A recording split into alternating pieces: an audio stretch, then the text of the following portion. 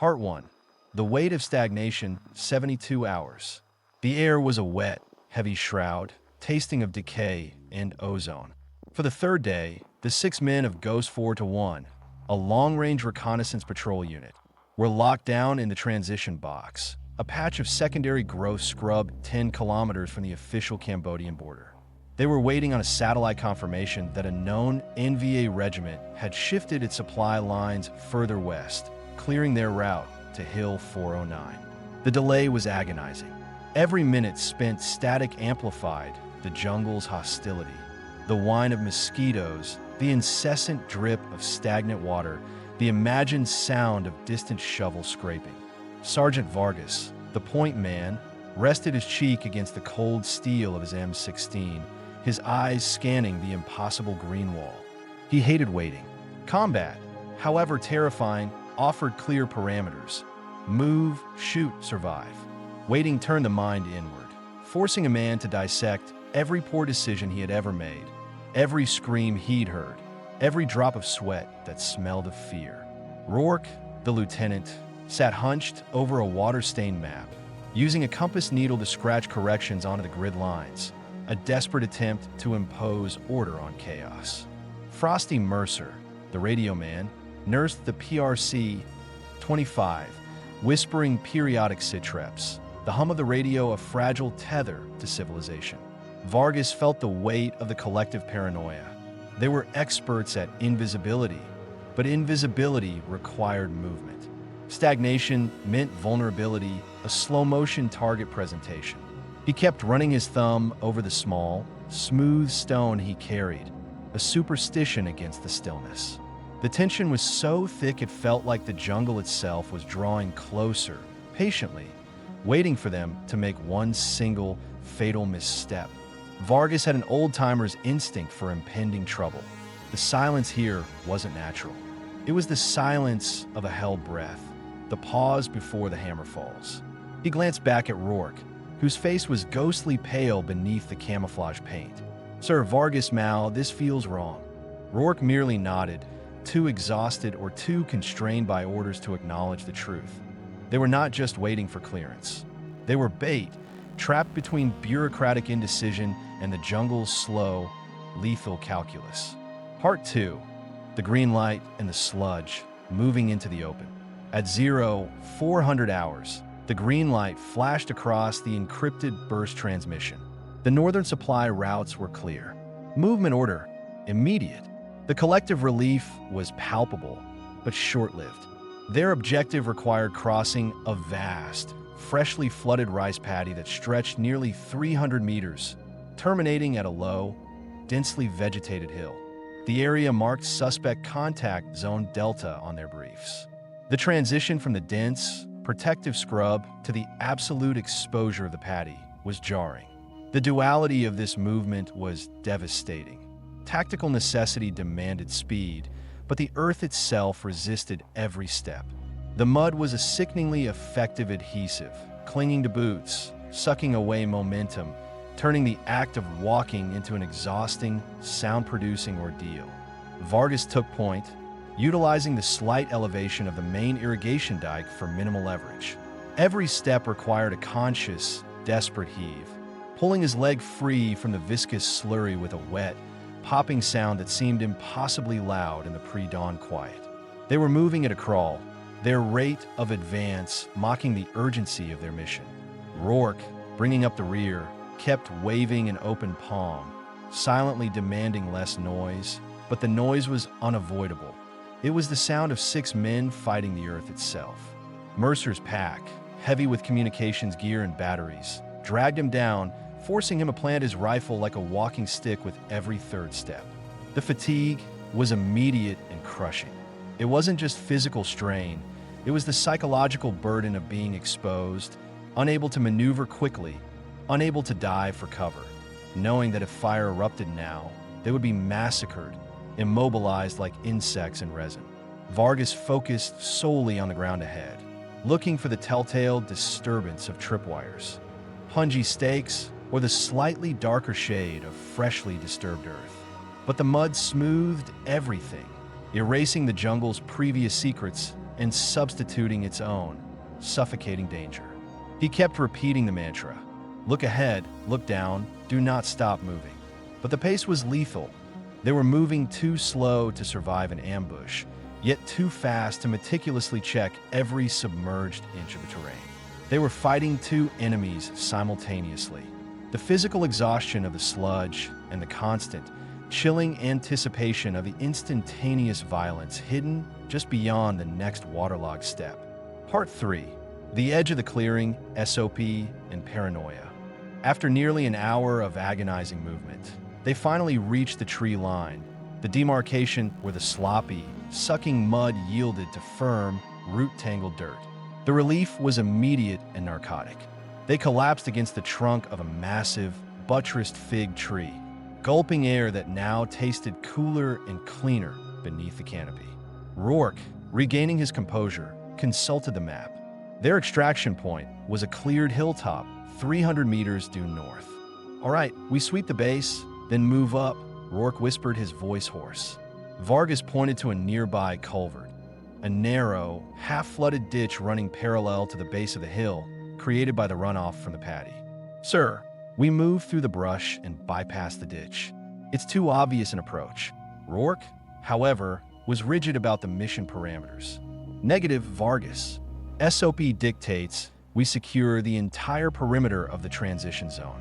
That culvert is a potential infiltration point, maybe a weapons cache access. Sweep down the bank, then cut up the hill. Standard diamond formation." Vargas felt a cold knot tighten in his gut. Rourke's adherence to rigid SOP in this environment was an invitation to disaster. The most obvious routes were always the most heavily defended. The culvert, filled with decomposing leaves and brackish water, was a natural line of sight for any defender positioned higher up.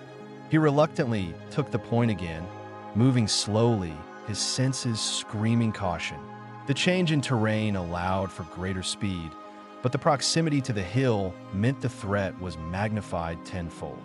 Vargas moved meticulously, his eyes shifting from the dark water to the slightly overgrown earth of the bank.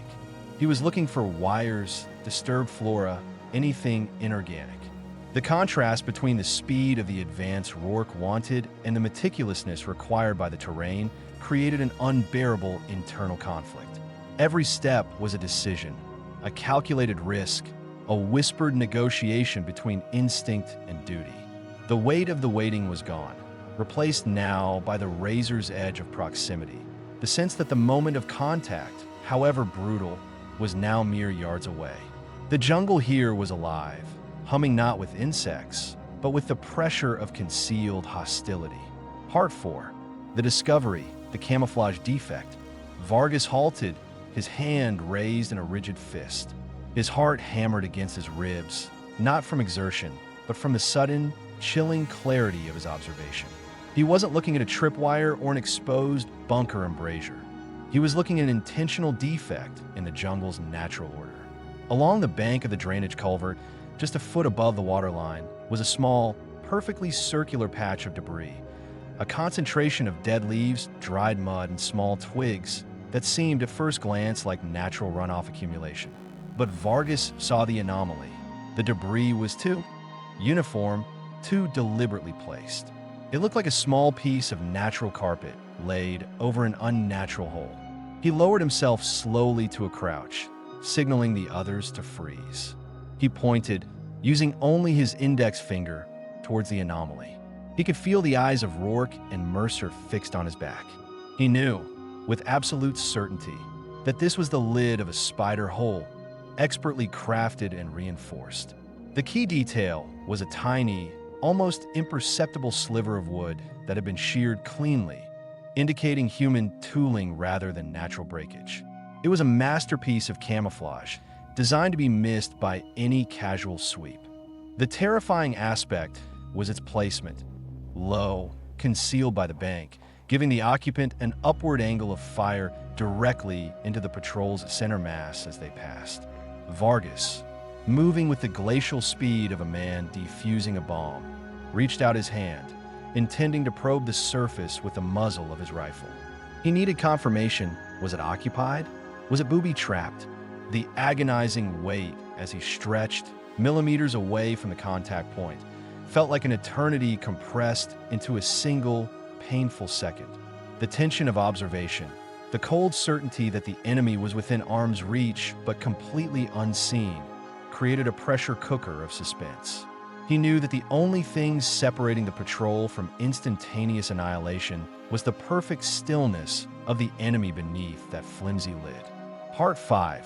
The hesitation and the spring, immediate detonation. Vargas was a breath away from touching the concealed lid when the fatal misstep occurred. Rourke, impatient and misinterpreting Vargas's slow movement as indecision, keyed his handset on the low patrol frequency. Vargas, report. What's the holdup? We are exposed. Though Rourke's whisper was filtered through the radio system, the faint, high-pitched static squeal that emanated from Mercer's chest-mounted speaker was enough. It was an unnatural sound in the dense quiet. Whether the noise was the trigger, or whether Vargas's prolonged investigation had simply exhausted the patience of the occupant, the result was instantaneous and cataclysmic. There was no rifle fire first, just a heavy, muffled thump from beneath the earth, followed by a shockwave that slammed Vargas backward. The earth lid wasn't just camouflage. It was rigged with a fragmentation charge, likely a modified bouncing Betty shell or a repurposed 60mm mortar round set to explode upon disturbance or signal. The blast was localized but brutal, designed to catch the patrol exactly at knee and groin level. Razor-sharp shrapnel ripped through the mud and debris, slicing into Vargas's legs and chest before he could even register the danger. The sound of the detonation was immediately followed by the screaming sound of the Spiderhole's rifle embrasures opening simultaneously. Two ports, one low, one high, began spewing controlled bursts of 7.6 2mm tracer fire. The trap had sprung, transforming the agonizing wait into the instantaneous, chaotic reality of combat. Vargas hit the ground, the pain immediate and paralyzing, realizing too late that they hadn't walked past the trap. They had walked directly into its kill zone. The density of the close-quarters fire was overwhelming, focused entirely on the small area where Vargas and the lead scout, Specialist Chun, were positioned. Chun crumpled instantly, taking several rounds to the head and chest. The rest of the patrol, spread out slightly behind, were pinned instantly, unable to move forward to suppress the threat or backward across the treacherous, muddy field. The duality had shattered. The meticulous, slow wait had been replaced by a few cubic feet of earth containing pure, concentrated violence, focused entirely on their vulnerable bodies. Part 6. The immediate aftermath contained chaos. The patrol was paralyzed, caught in a devastating pincer movement. The continuous, low-angle fire from the hidden spider hole and the exposed position along the dike. Mercer, the radio man, was the first to react effectively, throwing himself behind a small clump of mangrove roots, frantically pulling the handset to his mouth, though he knew calling for help was pointless. They were too far out.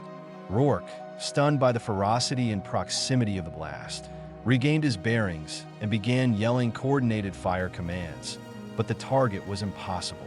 The spider hole was a two-man reinforced earthen cylinder, the embrasures barely wider than the diameter of clenched fist.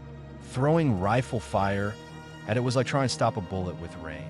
Vargas lay bleeding heavily, propped up against the dike wall, his M16 clutched weakly. The shrapnel had shredded his right thigh, and he knew he was out of the fight, his immediate focus shifting to survival, to simply not moving and drawing further fire. The two remaining able-bodied soldiers, Corporal Miller and Reyes, began pouring suppressive fire.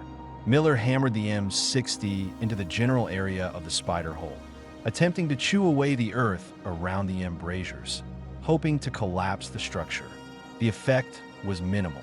The enemy fire was methodical, precise, and utterly terrifying in its anonymity. They couldn't see the muzzle flashes. They could only see the small, rhythmic puffs of dust exploding from the earth near their pinned bodies. The psychological impact of fighting an unseen, invulnerable enemy at such close quarters was demoralizing. Every burst of AK, fire, sounded like a whip cracking inches from their heads. The situation devolved into a grim stalemate. Ghost 4-1 could maintain suppression, but they could not neutralize the threat, and they certainly could not extract Vargas and Shun under this constant barrage. The air filled with the coppery tang of cordite and blood. The jungle's humidity trapping the sounds and smells in a suffocating bubble of localized warfare. This was the trap's true design, not just to wound, but to lock down the survivors, forcing them to remain static and vulnerable while the enemy waited for the inevitable mortar support from the crest of the hill. Part 7. Suppressing the darkness, the fight to extract. Rourke understood the clock was ticking. If the NBA knew they had engaged a patrol, heavy weapons fire would be inbound within minutes. They needed to move Vargas and neutralize the spider hole. Immediately dash. Reyes, flank right low. Miller, cover fire, nonstop. Rourke screamed, grabbing a bandolier of M79 grenade rounds. The plan was suicide. Rourke would try to skip a grenade round directly into the low embrasure, while Reyes attempted to maneuver slightly to the right to throw a fragmentation grenade into the entry point, assuming they could find it. But the entrance was likely under the camouflage mat Vargas had spotted, now obscured by blast debris. The fight became a desperate duel of concealment versus fire superiority. Miller's M60 hammered out continuous short bursts, the sound echoing painfully off the hill. The earth around the spider hole began to smoke, but the firing ports remained active, the enemy returning fire with chilling efficiency, aiming for the origin of the M60's muzzle flash. Rourke fired 2 M79 rounds. The first detonated harmlessly on a nearby root structure. The second struck the heavily reinforced earth directly above the embrasure, doing little more than shaking the structure. Meanwhile, Reyes, crawling through the mud, was forced to hit the deck as a burst of 7.62 millimeters fire narrowly missed his helmet, kicking up clods of dirt where his head had been seconds before. The enemy was calculating, patient, and seemed to have an infinite supply of ammunition. The frustration was overwhelming. They were facing a structure designed to absorb punishment and distribute death. Vargas watched the desperate struggle through a haze of pain and adrenaline, realizing that his mistake had cost Chin's life and now threatened the entire patrol. The duality was stark. The massive, impersonal scale of the war reduced to a terrifying, enclosed battle against 2 unseen men determined to die in their dirt box, taking as many Americans with them as possible. They were trapped by millimeters of reinforced earth and the iron resolve of the NVA occupants. Part 8. The Tunnel Rat's Gambit, the white phosphor solution.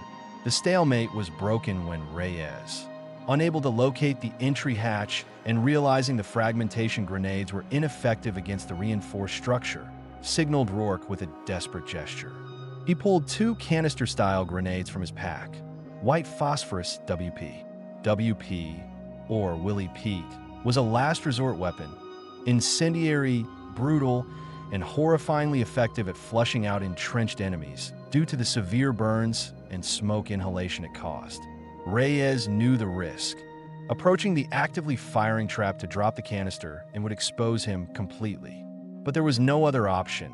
The patrol was running out of cover, and the inevitable arrival of the NVA mortar team was minutes away. He stripped the pins, holding the spoons tight, and began his final crawl, utilizing the noise of Miller's continuous M60 fire as cover. He moved not toward the firing ports, but toward the area Vargas had identified as the trapdoor, the most likely location for the ventilation and escape hatch, or perhaps the structural weak point. He reached the position, lying flat, the smell of cordite and his own fear sharp in his nostrils. With a surge of adrenaline, he threw the first canister directly into the debris field and, a second later, the second. He barely had time to roll away before the primary charge detonated, showering the area with burning chemical fragments. More importantly, the blast collapsed the immediate earth around the concealed hatch, as the thick, choking white smoke billowed out of the hole, instantly replacing the gunfire. 2 things happened simultaneously. A brief, terrified scream erupted from within the tunnel, And then, ominously, the sounds of digging, the occupants trying to claw their way out or deeper into a connecting tunnel. The immediate rifle fire had stopped, a fragile victory purchased at immense risk. But the triumph was short-lived. The pillar of white smoke, a beacon of their precise location, provided the final, fatal signal to the observation post on the hilltop. Almost instantly, the high-pitched whistle began, the sound that strikes more fear into a soldier than any bullet, followed by the heavy, tearing sound of incoming mortars. Part 9. The fiery conclusion and the incoming barrage. The first 82mm mortar round impacted 50 yards up the hill, shaking the ground violently. The NVA were bracketing their position, aiming for the visible plume of white phosphorus smoke. Rourke, Miller, and Mercer immediately shifted from offensive fire to desperate, scrambling movement, focusing on the extraction. The spider hole was neutralized. The occupants had either been incinerated or driven deeper, unable to fight back. Rourke reached Vargas, kneeling beside him and tearing open a field dressing. Vargas was conscious, but fading, his pain a raw, audible gasp. "We gotta move, Vargas. Now." Miller switched from the M60 to dragging Chen's body, realizing with grim finality that the specialist was dead, his torso shredded. The mortar fire intensified, walking down the hill, rounds impacting closer, sending plumes of dirt and smoke into the air. The final, brutal price of neutralizing the spider hole was now being collected. They managed to hoist Vargas onto Rourke's shoulders in a fireman's carry, the movement sending a fresh surge of agony through the sergeant. Reyes and Miller provided desperate covering fire, aiming blind toward the crest of the hill, attempting to slow the observers. Mercer, meanwhile, was whispering the crucial 3 words into the PRC-25, Broken Arrow. Immediate dust-off. He knew the call was premature, dangerous, possibly suicidal, but they were in the open, under heavy fire, and immobilized with a casualty. The dual nature of the threat was now fully realized. They had defeated the contained, immediate violence of the hidden trap, only to be subjected to the widespread, impersonal destruction of the indirect fire barrage. The ground around them was being systematically churned, forcing them to move, or rather, crawl and stumble, back across the very rice paddy they had so meticulously crossed earlier. The smoke from the burning WP mixed with the black powder residue of the mortars, creating a toxic, blinding haze that offered minimal concealment but immense difficulty for navigation. They ran, carrying the living and dragging the dead, back towards the open field of sludge, where vulnerability and exhaustion awaited them. Part 10. The retreat and the unseen scars, the final exhaustion. The retreat across the muddy rice paddy was the final, grinding act of the ordeal, transforming the immediate terror of combat into a prolonged, punishing endurance test. They were running on fumes, dragging Vargas and Chun across the sucking mud under the constant harassment of the descending mortar rounds. The enemy didn't need to see them anymore. They just needed to keep the fire coming, forcing the Americans to struggle, draining their reserves before the rescue bird arrived. Rourke, half carrying Vargas, felt the sergeant's weight pressing down, a constant, physical reminder of the cost of the trap. Every step in the thick mud felt like lifting a massive anchor.